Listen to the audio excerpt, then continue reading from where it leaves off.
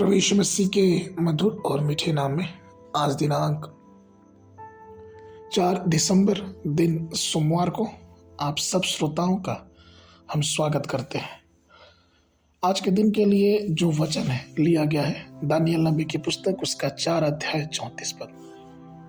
वचन इस प्रकार से कहता है, उन दिनों के बीतने पर मुझ नबूकदनेस्सर ने अपनी आंखें स्वर्ग की ओर उठाई और मेरी बुद्धि फिर ज्यों की त्यों हो गई।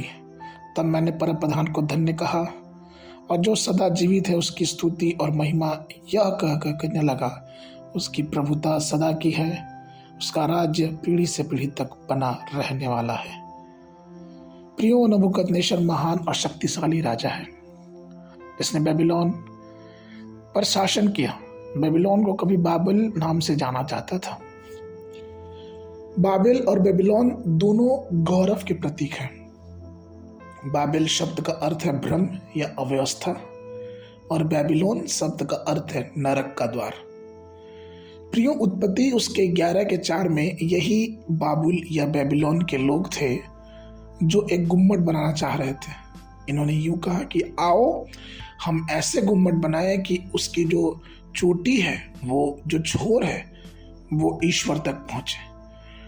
गुम्मत या टावर बनाना कोई गलत बात नहीं है, लेकिन उसके मकसद को देखा जाए तो वो गलत है। अर्थात उस टावर बनाने से या उस गुम्मत को बनाने से बाबुल के लोग ये चाह रहे थे कि इनको लोग जाने, इनकी प्रसिद्धि हो, और इसलिए परमेश्वर ने इनके बोली में, बोलचाल की बातों में परमेश्वर ने गड़बड़ी डाल दी।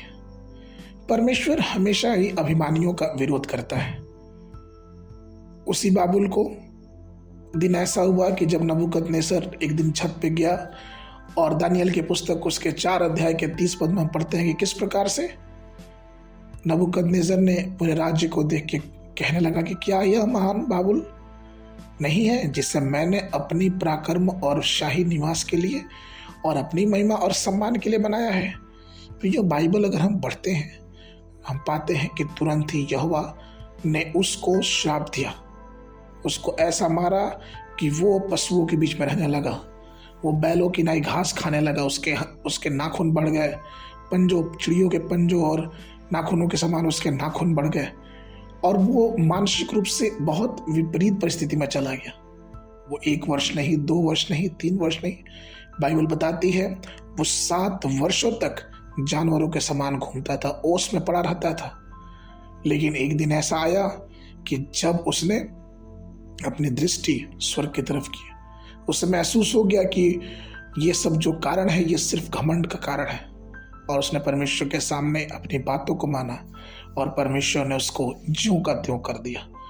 प्रियो, हमें इस बात को समझना है, हम जो प्रभु को जानते हैं, मानते हैं, प्रभु में विश्वास करते हैं, तो बड़ी दीनता के साथ हम प्रभु की बातों में आगे बढ़ें, क्योंकि याकूब की पत्री उसका 4 अध्याय 10 पद वचन कहता है, प्रभु के सामने दीन बनो तो वह तुम्हें शिरोमणि बनाएगा। नीति वचन की पुस्तक उसके 18:12 में सुलेमान भी इस प्रकार से कहते हैं, ना सोने से पहले मनुष्य के मन में घमंड और महिमा पाने से पहले नम्रता होती है। प्रियो, आइए, जब यीशु मसीह हमारे लिए विनम्रता का एक पद चिन्ह छोड़ के चला गया, हम भी उसके पद चिन्हों पे चले, ताकि हमारी विनम्रता को देख के बहुत से लोग प्रभु के पास और प्रभु के प्रेम को जान सके। आज के मनन के लिए रोमियो की पुस्तक उसका 11 अध्याय 20 पद। भला वे तो अविश्वास के कारण तोड़ी गई, परंतु तू विश्वास से बना रहता, इसलिए अभिमानी ना हो परंतु भय कर। बाइबल अध्ययन के लिए सुबह के समय यहेजकेल 47-48 और शाम के समय 1 यूहन्ना की पुस्तक उसका 3 अध्याय। परमेश्वर आप सबको आशीष देवे।